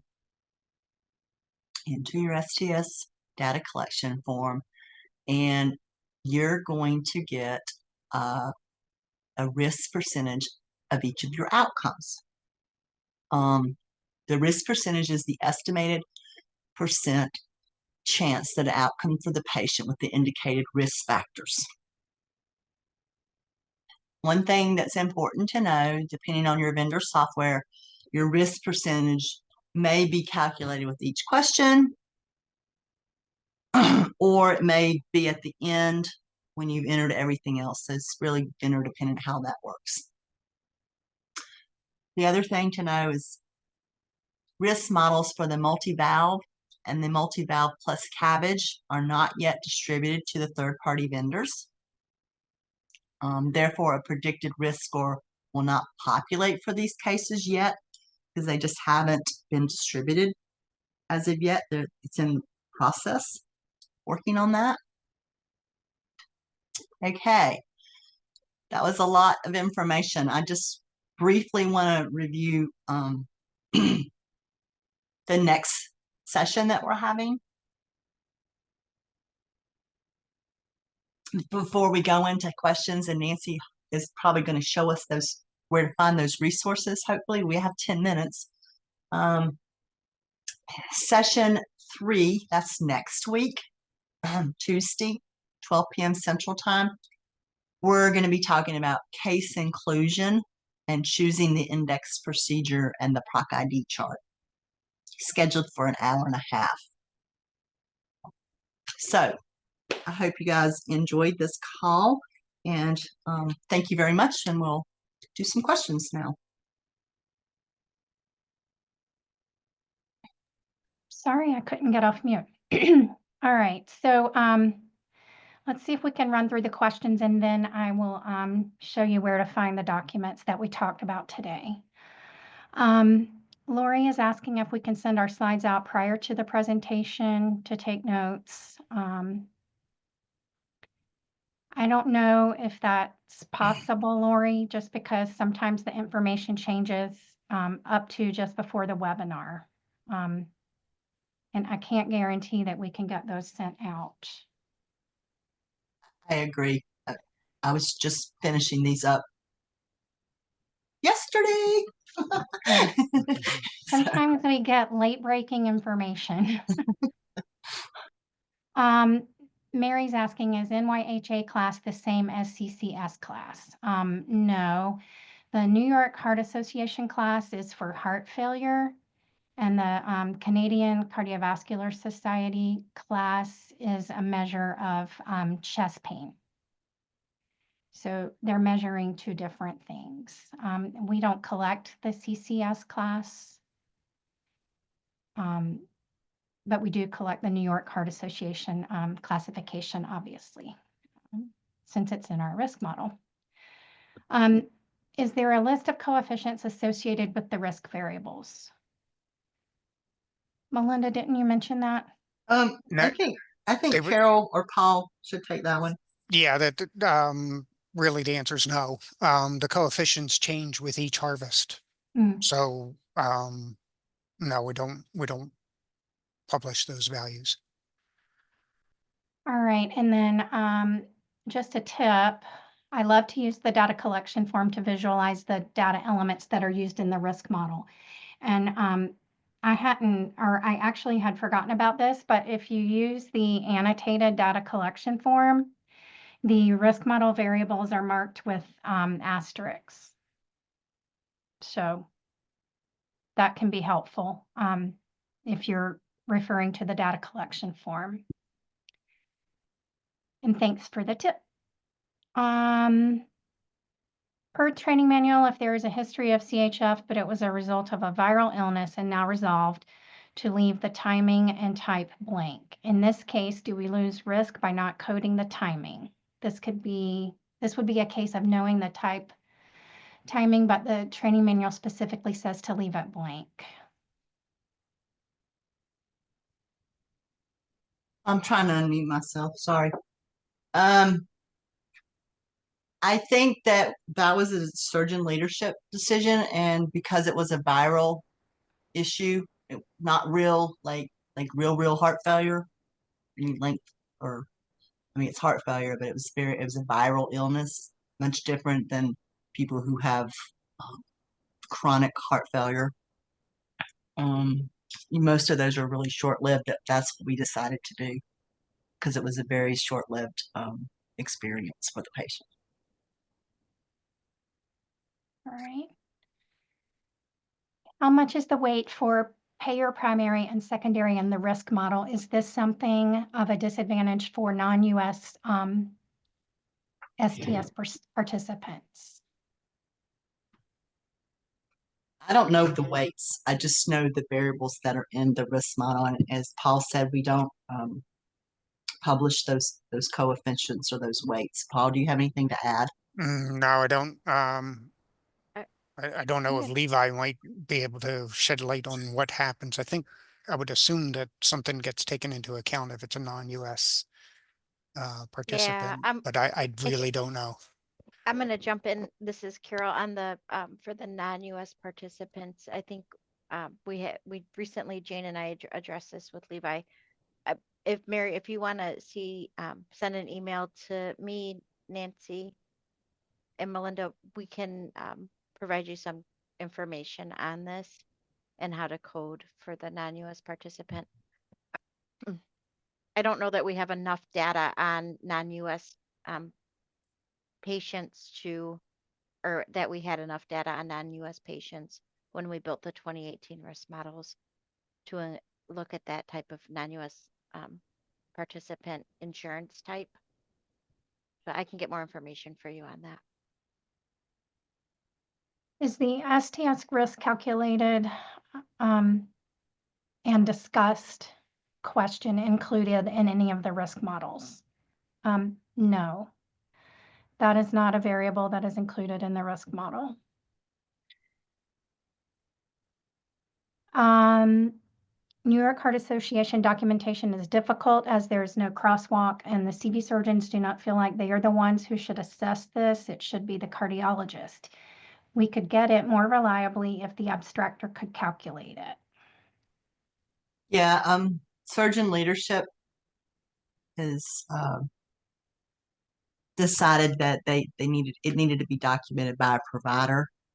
And that decision was made years ago. And that's why we don't let you guys categorize the NYHA class. They felt it was really important that a provider do that. Perhaps you could work with your nurse practitioners or PAs that work for your surgeons to get that documented. If your surgeons don't document that, or perhaps you can show your surgeon the slides and how the NYHA affects almost every risk model. And that's really important that it gets documented.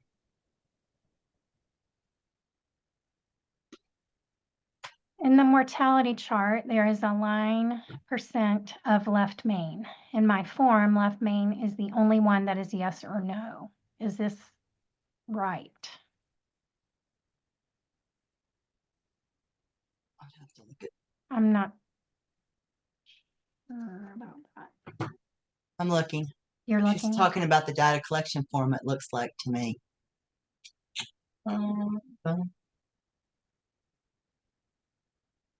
Well, on the data collection form, it says left main stenosis greater or equal to 50%, yes or no. So in the risk model, a yes would be included in the risk model. Yeah, I can expand on that a little bit. I think in our previous, in 2.9, I think we collected, did we not collect the exact percent of stenosis? Mm-hmm. And then we made that a little bit easier in 4.2 because what's used in the risk calculation is the greater than 50%.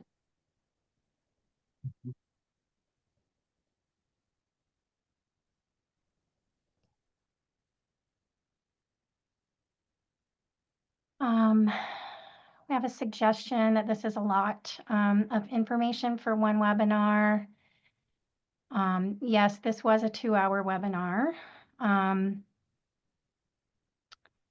do appreciate this webinar, and Melinda's doing really great in delivering the info clearly, perhaps sticking to a 1-hour meeting, just a friendly suggestion. I know that if we did a 1-hour meeting every time, we would be having the training webinars until June, I think.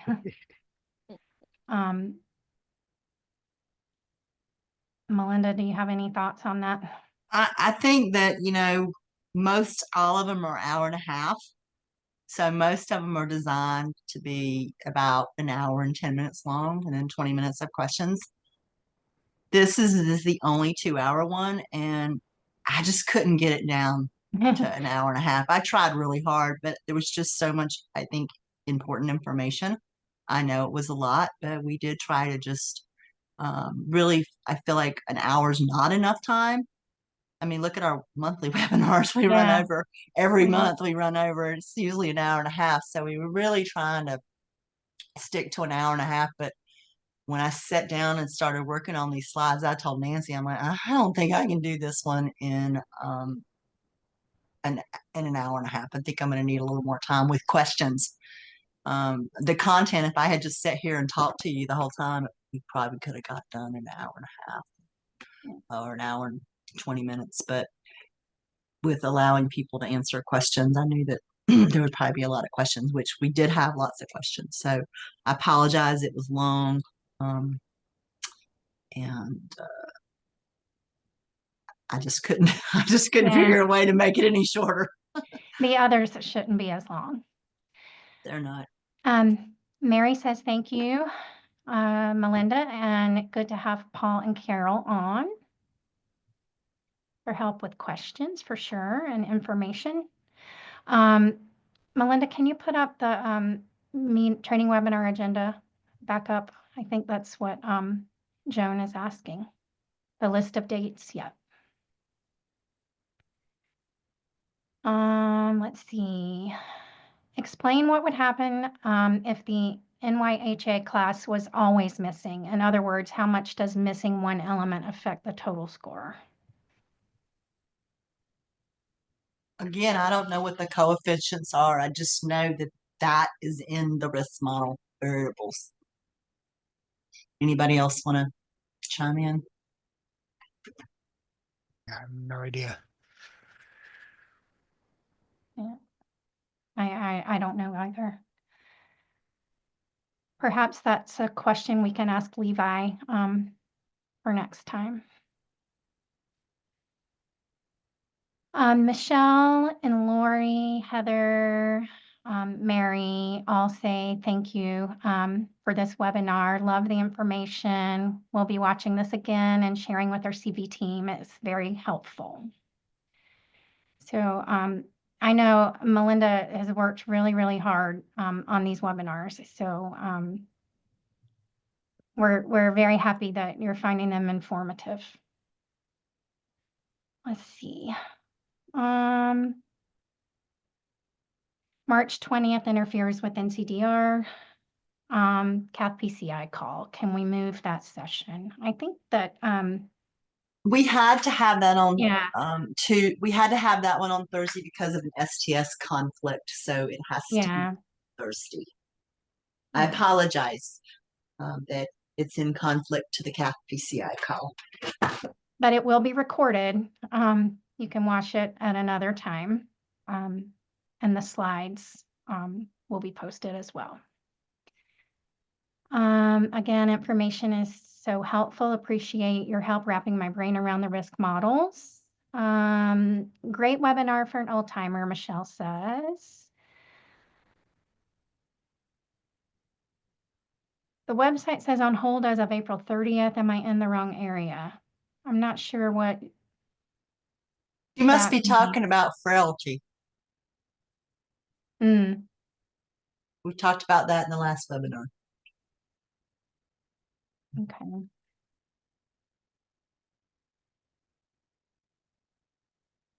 When clicking on the updated risk model variable chart, I'm receiving an error, failed to load PDF. Is anyone else having this issue?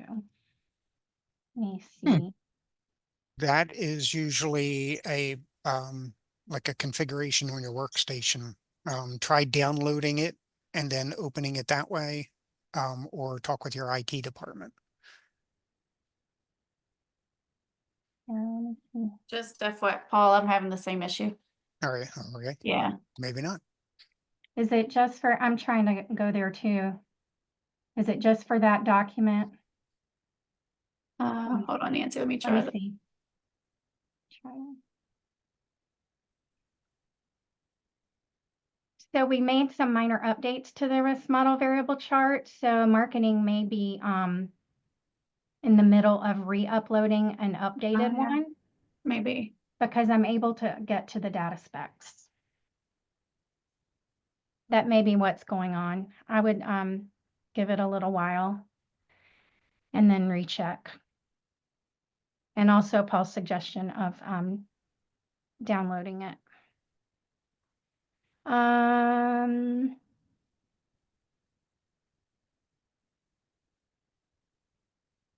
right.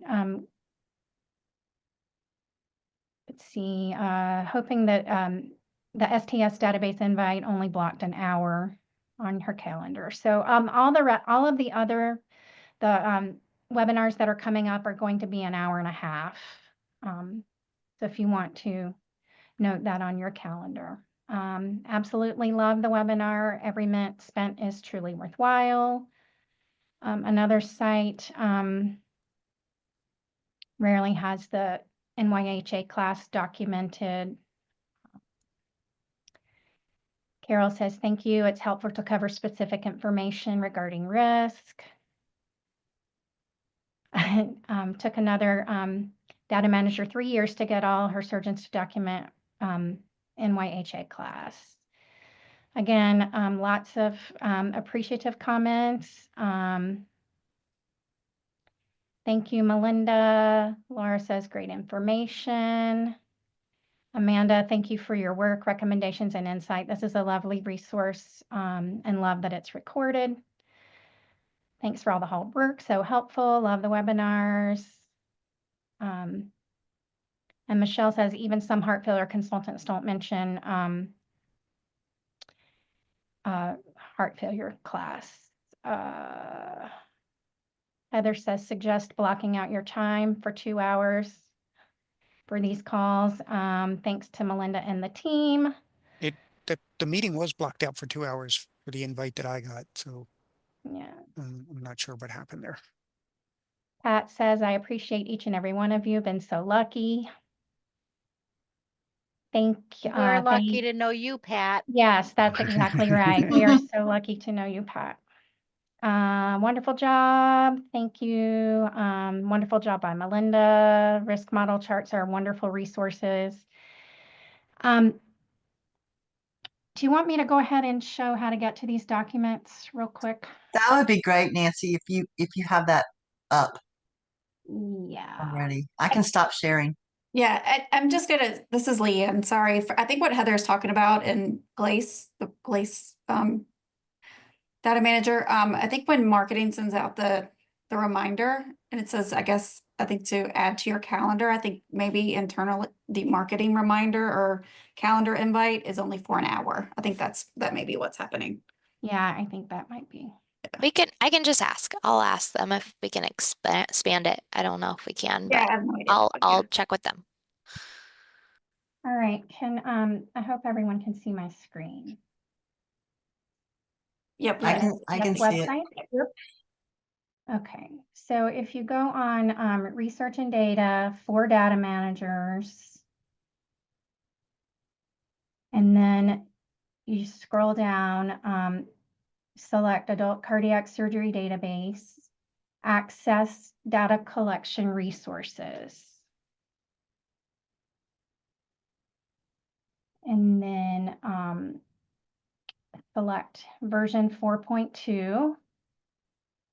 And then here you have all of these wonderful resources, your training manual, your data collection forms, your surgeon worksheets. And then down here under additional resources is where you'll find the documents we discussed today.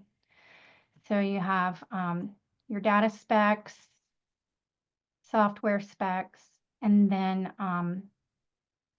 your risk model variable chart right here. And you just click on those links and those documents will populate. And I believe next week on the 11th, we're talking about the Proc ID chart, right, Melinda? Yep, and case inclusion document. Yep, which is It's right there. here. Yep. All right. I don't see, it would be helpful to receive notification when an updated document is posted. We'll try to remember to let you know that information on our monthly webinars. But we've asked marketing whenever we update a document that they include the date. So you'll see the risk model variable chart was updated in February. And then wonderful job by Melinda as usual. Thanks for the info. And then you are all are great resources and so valuable to us. Those are nice comments. They Good are job. nice comments and Really good job, Melinda. And Thank Excellent you. job, Melinda and Nancy. job. very good job, everyone. And we have the best data managers. Yes, Yeah. we do. Yes, we do. And good job, Paul and Bonnie I and know. Leanne and Emily. Yeah. Paul was Everybody. Paul was so helpful. Thank you so much, Oh, Paul. Yeah. Sure, no trouble. Very Glad I helpful. could help. Thanks, everybody.